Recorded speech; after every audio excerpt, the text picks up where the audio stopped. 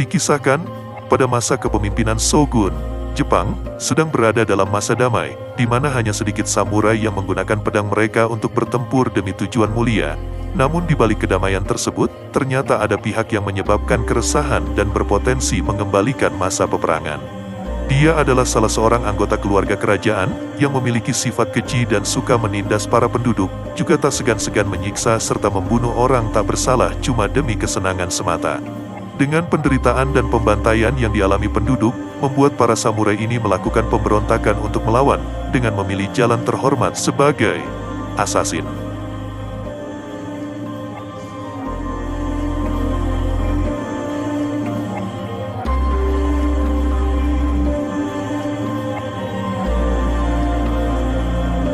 Selamat datang di Panel Story. Sebelum masuk alur ceritanya, saya ingin mengingatkan, spoiler warning bagi kalian yang belum menonton filmnya secara utuh. Film ini diawali dengan memperlihatkan seorang pria yang melakukan harakiri di depan gerbang pemerintah setempat sebagai tindakan protes terhadap seorang tuan muda yang bernama Naritsugu. Harakiri tersebut dia lakukan karena pemerintah setempat tidak berani mengambil tindakan atas kejahatan yang sudah dibuat oleh Naritsugu, yang dengan seenaknya memanfaatkan kekuasaan untuk menindas banyak orang. Dikarenakan Naritsugu adalah adik tiri dari Shogun saat ini, dan juga ahli waris dari ayahnya yang merupakan Shogun terdahulu. Jadi bos geng, Shogun itu adalah penguasa tertinggi di Jepang yang memimpin pada saat itu. Naritsugu sendiri diminta untuk memimpin klan ayahnya, yang merupakan klan dari kerajaan atau klan elit yang menguasai sebuah wilayah. Setelah kejadian harakiri yang melambangkan pertentangan terhadapnya, Naritsugu mengumpulkan semua anggota keluarga korban, bukan untuk bela sungkawa atau memberikan uang santunan, melainkan menjadikan mereka sebagai sasaran panahnya. Mereka dibantai satu persatu, termasuk anak dan istri dari orang tersebut. Karena tindakan suaminya itu sudah berani menentang dirinya. Kebiadaban Naritsugu bukan hanya itu. Pernah juga pada suatu malam, saat Naritsugu singgah dan menginap di sebuah desa kecil, dia pun dijamu oleh tempat penginapan tersebut. Dan beberapa penduduk sekitar juga menghadiri acara jamuan tersebut, termasuk sepasang pengantin ini yang baru menikah.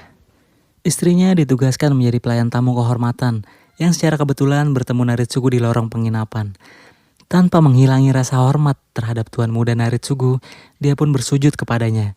Tapi setelah itu, Naritsugu menyeretnya menuju kamar, dan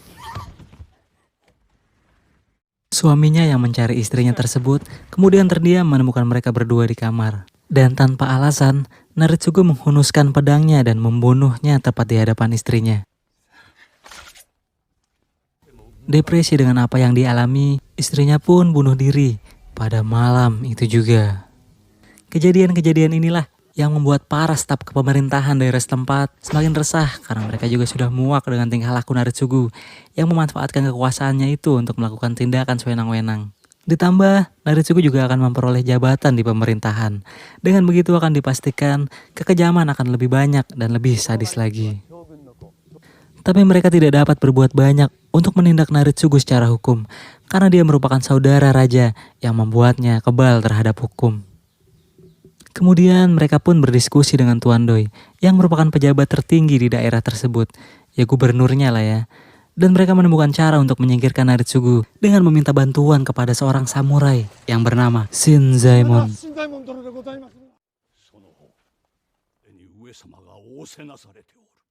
Tuan Doi lalu menceritakan semua kekejaman yang pernah dilakukan oleh Naritsugu, serta mendatangkan seorang gadis yang pernah disiksa dan ditelantarkan oleh Naritsugu.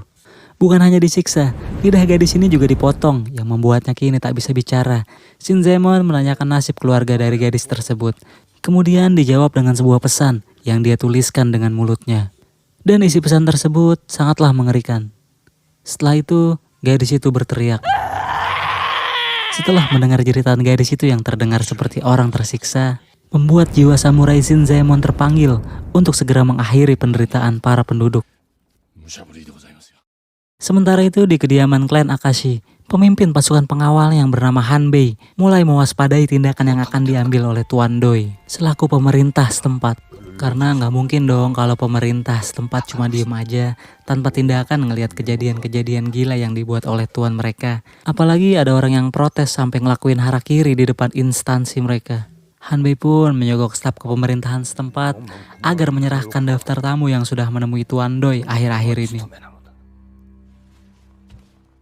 Keesokan harinya, Shinzaemon yang sadar jika dia tidak mampu menjalankan misinya ini seorang diri, kemudian mengajak serta meminta bantuan kepada temannya yang bernama Kuranaga. Bukan Kura, bukan juga Naga, agar mengumpulkan para pendekar samurai untuk bergabung. Kuranaga pun bersedia membantunya.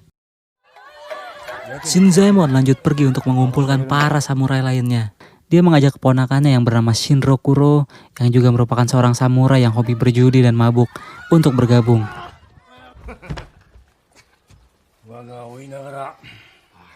Karena yang meminta adalah pamannya, dia pun bersedia. Tapi sebelum berangkat, Shinro Kuro pamit kepada istrinya. Dan istri Shinro Kuro menanyakan kapan dirinya akan kembali. Karena punya firasat gak enak, Shinro Kuro pun menjawab dengan kalimat, keesokan pagi saat Shinzaemon hendak berlatih ke dojonya, dojo itu sebuah aula untuk berlatih ya. Dia sudah ditunggu oleh seorang mantan muridnya di sana yang bernama Hirayama dan juga merupakan mantan murid terbaik Shinzaemon dulu.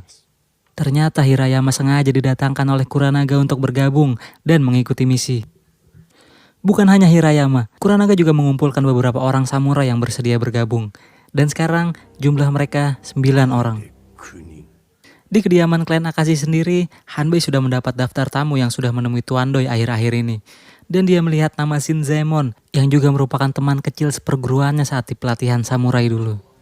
Melihat ini sebagai ancaman besar terhadap tuannya, Hanbei pun mengutus beberapa samurai untuk mendatangi dojo milik Shinzaemon. Dan pada malam hari, kelompok samurai Hanbei pun datang dan menyerang seorang anggota dari kelompok Shinzaemon. Di tengah pertarungan, Hirayama muncul untuk menghabisi mereka.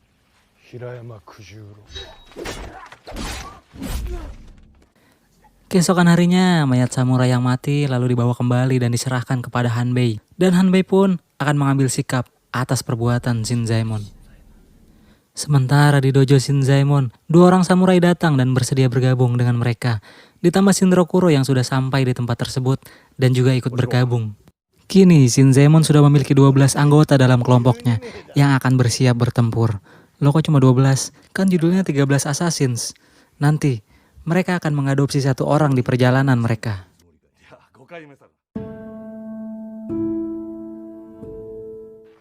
Sambil menunggu waktu yang pas untuk menyerang, mereka pun berlatih mempersiapkan diri mereka untuk menghadapi pertempuran. Beberapa dari mereka juga mempersiapkan bahan peledak yang akan berguna untuk melumpuhkan pasukan pengawal Naritsugu, serta menyusun strategi untuk menyerang.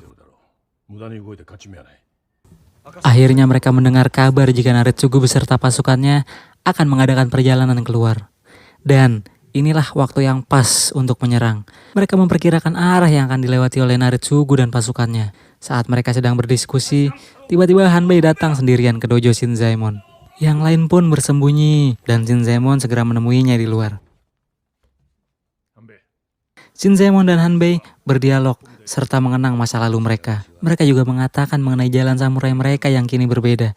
Di mana Shinzaemon yang dulu merupakan pengawal elit shogun, sekarang memilih menggunakan pedang samurainya untuk membela rakyat. Sedangkan Hanbei yang dulunya seorang samurai biasa, tapi karena ambisinya mengejar prestasi Shinzaemon, dia pun pelan-pelan berhasil mendapatkan tujuannya. Dan sekarang menjadi pengawal elit dari Naritsugu, yang merupakan ahli waris dari shogun terdahulu. Dan bukan tidak mungkin, suatu saat Naritsugu akan menjadi shogun. Hal inilah yang membuat Hanbei melindungi mati-matian tuannya itu. Mungkin bisa dibilang Hanbei adalah seorang samurai dan Shinzaemon adalah seorang ronin. Atau apalah istilahnya.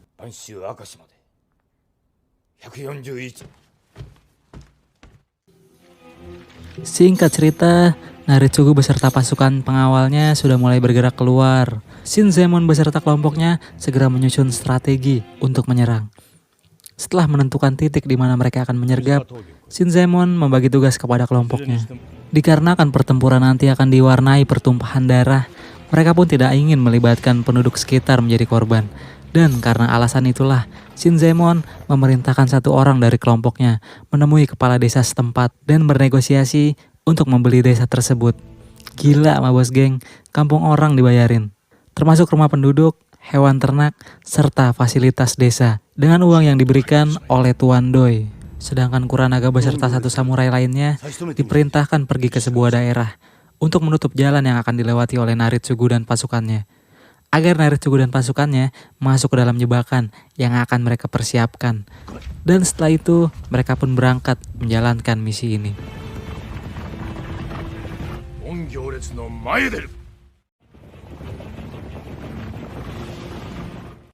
Keesokan harinya, Naritsugu beserta pasukannya tiba di sebuah daerah yang bernama Kiso, tempat di mana dia pernah membunuh pasangan suami istri dulu.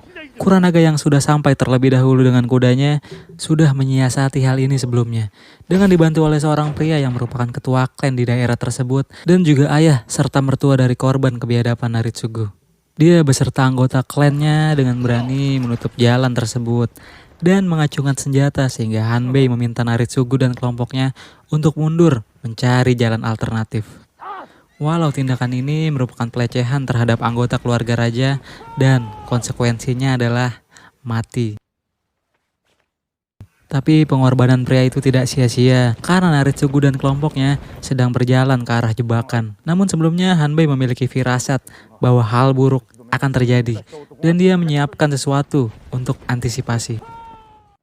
Sementara itu, perjalanan Shinzaemon dan kelompoknya sempat tertunda akibat dicegat oleh sekelompok samurai yang balas dendam atas kematian temannya sebelumnya. Dan mereka pun bertarung.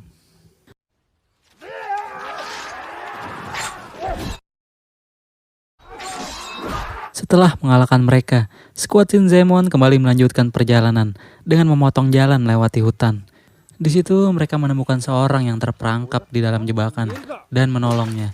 Pria ini bernama Koyata Kiga, yang juga merupakan penduduk sekitar. Kiga pun memandu mereka menuju jalan keluar.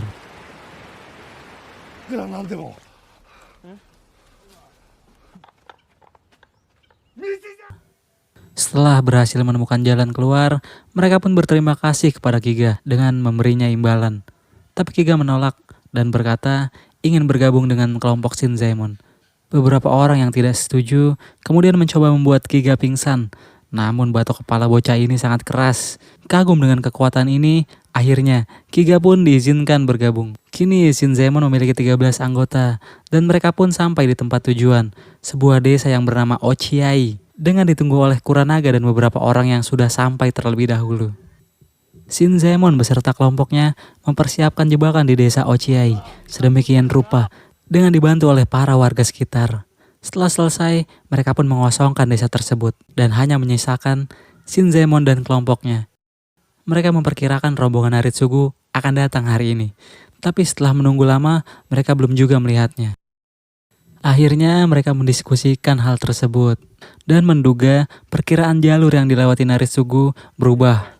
Bahkan beberapa orang menyarankan untuk mengambil resiko dengan menyergap langsung rombongan tersebut di tengah jalan. Tapi Shinzaemon berkata,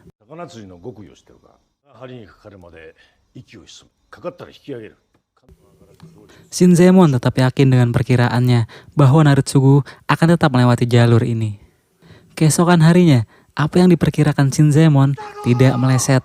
Pasukan klan Akashi sudah mendekat. Namun hal itu di luar dugaan. Ternyata Hanbei menambah jumlah pasukan mereka dan menunggu bergabung dengan jumlah yang lebih banyak. Kini jumlah musuh mencapai 200 prajurit, tapi itu tidak membuat Shinzaemon takut. Dia juga mengobarkan semangat kelompoknya.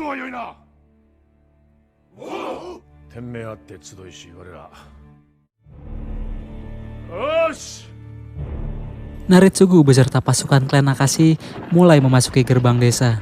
Tapi dengan segera mereka terhadang oleh siasat yang sudah disiapkan oleh Shinzaemon dan kelompoknya.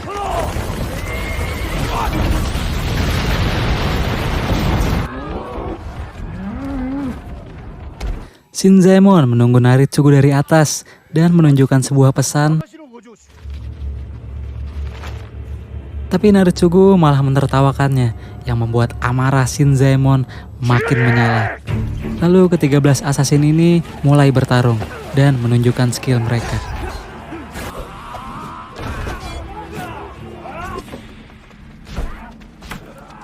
Dan yang saya suka dari adegan pertarungan ini adalah pertarungannya itu nggak ada yang ngeluarin jurus-jurus aneh atau pedangnya ngeluarin efek cahaya apa gitu. Semuanya terlihat natural, kayak pertempuran pada umumnya. Dan yang paling keren itu si Hirayama ini mah bos geng, yang bahkan bisa menguasai teknik Nitoryu atau teknik dua pedang. Malah dia hampir bisa ngekill Naritsugu. Tapi Hanbei beserta pasukan yang lain datang tepat waktu. Di tengah pertempuran pasukan pengawal yang coba melindunginya, Naritsugu malah terinspirasi buat mencetuskan perang ketika dirinya nanti mendapat jabatan Dewan Shogun. Dikarenakan jumlah musuh mengungguli mereka, ke-13 assassin ini mulai kehabisan energi untuk bertarung dan bahkan mulai terdesak. Akhirnya satu persatu dari mereka pun gugur, termasuk Kuranaga dan Hirayama. Kini kelompok Shinzaemon hanya menyisakan dirinya dan Shinrokuro yang akan berhadapan dengan Naritsugu serta Hanbei. Pertarungan antara Hanbei dan Shinzaemon pun terjadi, yang diakhiri dengan kemenangan Shinzaemon.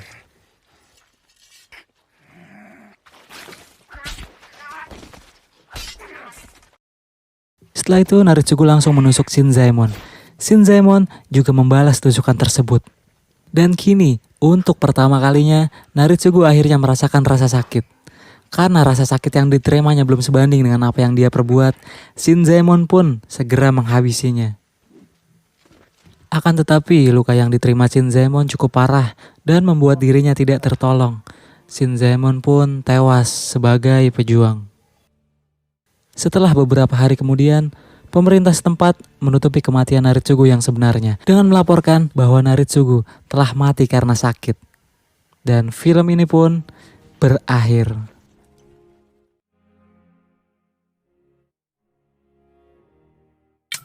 Itulah tadi alur cerita film 13 Assassins yang diakhiri dengan keberhasilan Shinzaemon membebaskan penderitaan penduduk.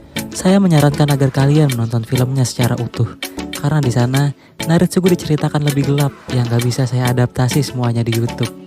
Jika ada teman kalian yang belum mengetahui ada film sekeren ini, kalian bisa menekan tombol share dan membagikannya kepada mereka.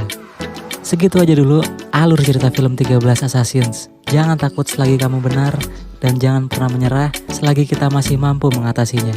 Panel Story undur diri dan nantikan video selanjutnya.